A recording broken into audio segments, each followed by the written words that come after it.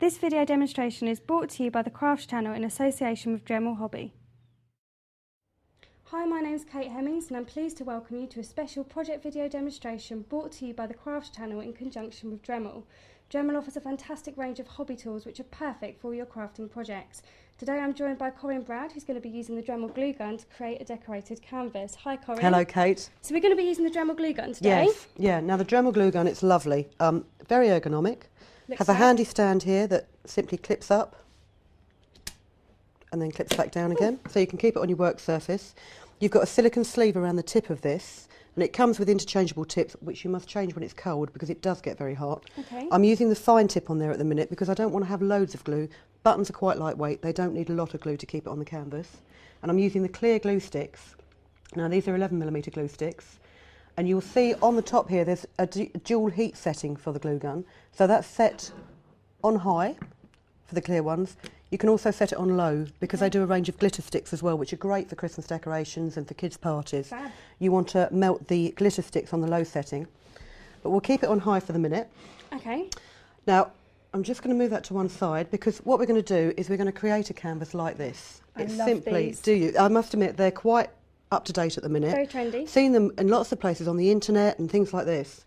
And the other thing is it's a great way to use up all the buttons that you've got knocking around because everyone's got tins of buttons everywhere. And most of them, let's be fair, are black or white and you never know what to do with them. No.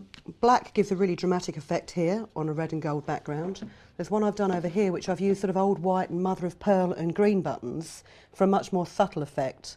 And actually I really like that one. I'm really pleased. But I'm going to do one, I'm going to do, oh look, lots of pinks and oranges and yellows. So this is a small canvas. You can pick these up in art shops. I mean, you can get them online. Sketch out your design in pencil. And then I'm just going to fill it in with 3 colours of paint. And I'd suggest that you start with your lightest colour first, because if your paintbrush work isn't that good, you can always go over any errors with a darker colour paint. Handy tip. So we're going to do the centre of this first of all in yellow. Just smooth strokes. Make sure you do cover your pencil marks because you don't want them showing through. And I'd also suggest that what you do is you put 2 thin coats of acrylic paint on rather than 1 thick coat because it will dry much more evenly. You'll get a much better effect. Better coverage. Yeah, and crafter's acrylic dries so quickly really. I mean, especially if you put it in a warm place. And then once the paint is dry, the glue goes on extremely easily. So quite simply, you'd have the background of the tree in yellow. And then, as I say, if you've made any mistakes, you can simply cover it up with a darker shade of orange. Great contrast there as well. Yeah. It doesn't have to be perfect. I mean, use a decent paintbrush. Don't use a kid's craft brush because you don't get a decent point to it. Okay. And make sure that your strokes are quite even and sort of go in the direction of the branches of the tree. So if I can just hand that to you, Kate, and I'd like you to finish painting that in your spare time. Can't promise that.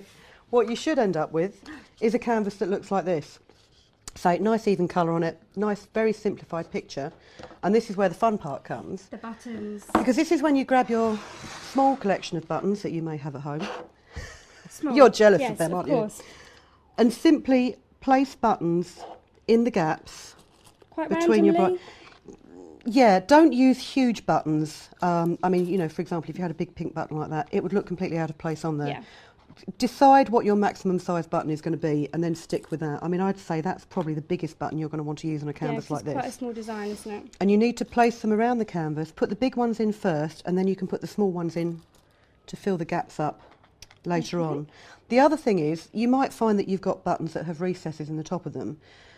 They look quite nice, but if you want an all-over smooth design, don't be afraid to turn the button upside down and use the flat back as the decorative side, because the glue gun is thick enough, or the glue in the glue gun is thick enough, that you can fill in that recess and it will stick to the canvas easily. Okay, great. So I'm going to select the buttons that I need, and then in a moment I'm going to show you how you glue them onto the canvas. Thanks very much, Corinne. That's the end of part 1. Stay tuned for part 2.